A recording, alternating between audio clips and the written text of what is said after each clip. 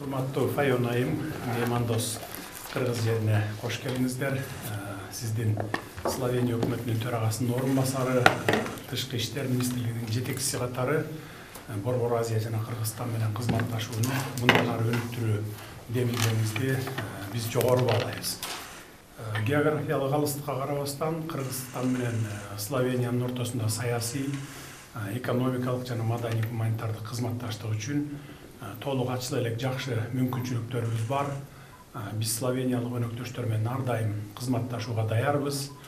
Сиз Бишкекке Словениянын ишкер чөйрөлөрүнүн өкүлдөрү менен келгениңизди биз абдан кубануу менен кабыл алдык. Чоң делегация менен келдиңиз. Бул бизди абдан кубандырды. Бүгүн болсо өзүңүз Кыргыз-Словен бизнес форумуна өкмөттүн төрагасынын орун басары катары катышып, эки өлкөнүн ортосундагы ишкерлердин байланыштарын түзүүгө салым кошуп жатасыз. Мындай иш-чаралар албетте эки өлкөнүн ортосундагы соода жүгүртүүсүнүн жогорулатууга дагы жардам берет, бийик деңгээлге чыгарат деп ойлойбуз. Биз дагы өзүбүз тараптан болгон күч аракетибизди буга жумшайбыз. Бүгүнкү күндө Кыргыз Республикасында инвестициянын эң артыкчылыктуу багыттарынын бири бизде гидроэнергетика, айыл чарба, туризм сыяктуу тармактар саналат. Бул багыттар боюнча сиз бүгүн министрлер кабинетинин төрагасы менен Акылбек Үсөнбекович менен кеңири талкуулайсыңыздар деп ойлоймун. Биз дайыма ушул тармактарда сиздер менен кызматташууга кызыктарбыз.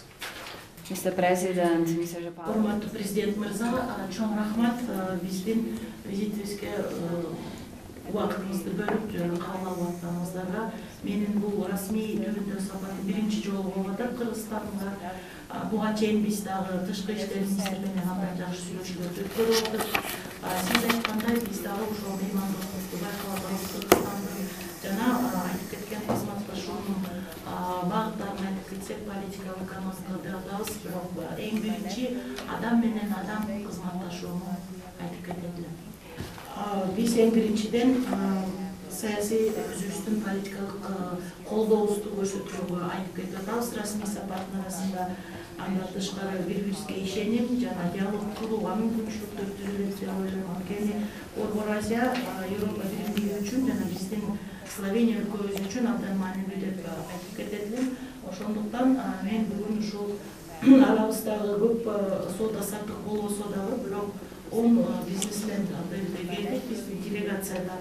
Алар дагы ушул айыл чарба, инфраструктура, фармация, курулуш багыттарында иштей турган бизнесмендер. Андан тышкары биз дагы ноу-хау же биздин тажрыйбабыз абдан чоң, ошондуктан аны менен алмашууга жана колдонууга биздин даярдыгыбызды билдирип атабыз. Сиз туура айтып кеткендей, мына келишимдердин алкагында иштеген атабыз жана форумдун жыйынтыгы боюнча мына 3 меморандумга кол коюлду, 3 келишимге.